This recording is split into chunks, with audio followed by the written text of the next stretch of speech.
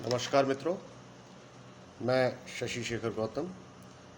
यहाँ पर अपने विचार, अपनी ओपिनियन जो अभी एक मूवी रिलीज़ हुई है द कश्मीर फाइल्स, उसके बारे में शेयर करना चाहता हूँ।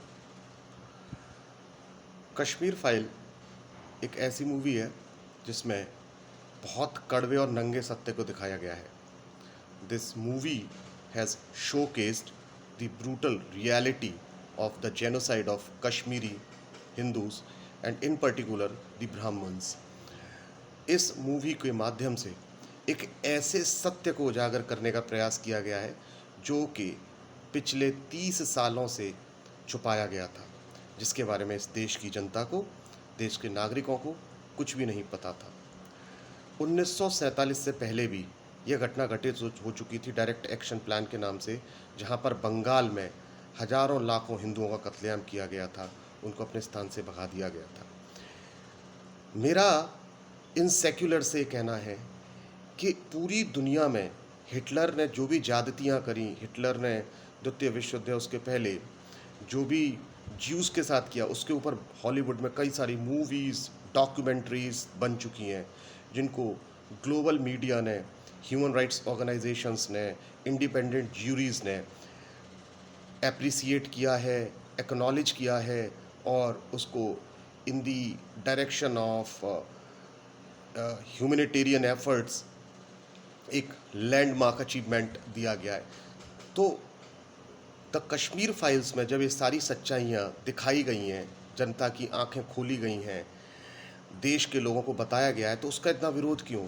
इसका मतलब कहीं ना कहीं भारत में ये जो सेक्युलर ब्रांड हैं, ये जो अर्बन नक्सल्स हैं, जिन्होंने मीडिया हाउस इसको डोमिनेट कर रखा है, जिन्होंने एक ऐसा इकोसिस्टम डेवलप किया है जिसमें कि इनके झूठ और फरेब के खिलाफ कोई भी डायरेक्टर, कोई भी फिल्म मेकर कुछ लेके आता है, कोई भी राइटर, कोई भी ऑथर कुछ लिखने का प्रयास करता है, जहाँ पे इनके अप्रूव्ड कंटेंट जो होता है उसको यदि बाईपास किया जाए, उसको चैलेंज किया जाए, तो ये इकोसिस्टम खड़ा उठता है, जिसमें बहुत सारी यूनिवर्सिटीज़ जेएनयू जैसी शामिल हैं, जिसमें बहुत सारे रिटायर्ड जजेस शामिल हैं, जिसमें बहुत सारे मीडिया हाउसेस शामिल हैं, इसमें मेन स्ट्रीम मीडिया है, इसमें प्रिंट मीडिया है, क्योंकि इतनी बड़ी त्रासदी को उस समय के किसी भी अखबार में प्रमुखता से नहीं छापा गया। ये तो बेचारे कश्मीरी हिंदू, कश्मीरी पंडित आज भी अपना नरकीय जीवन व्यतीत कर रहे हैं। यदि उस समय ही इसको जनता के बीच में लाया जाता तो कहीं ना कहीं लोगों के बीच में रोष होता और कहीं ना कहीं वो इस समस्या के समाधान के लिए सरकार के ऊपर राजनीतिक रूप से अपने वोट के माध्यम से दबाव बना सकते थे। लेकिन दुख इस बात का है, इतने बड़ी ज्यादती को, इतना बड़ा holocaust, I will call this particular incidents a holocaust. This was an example of how a state sponsored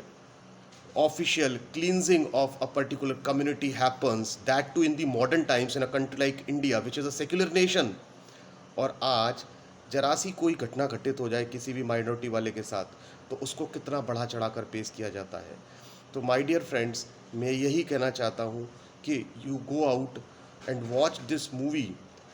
Tell your loved ones, near ones, dear ones to go out and watch this movie and to strongly support the cause of those innocent thousands, lakhs of Kashmiri Pandits who were thrown out from their mainland. So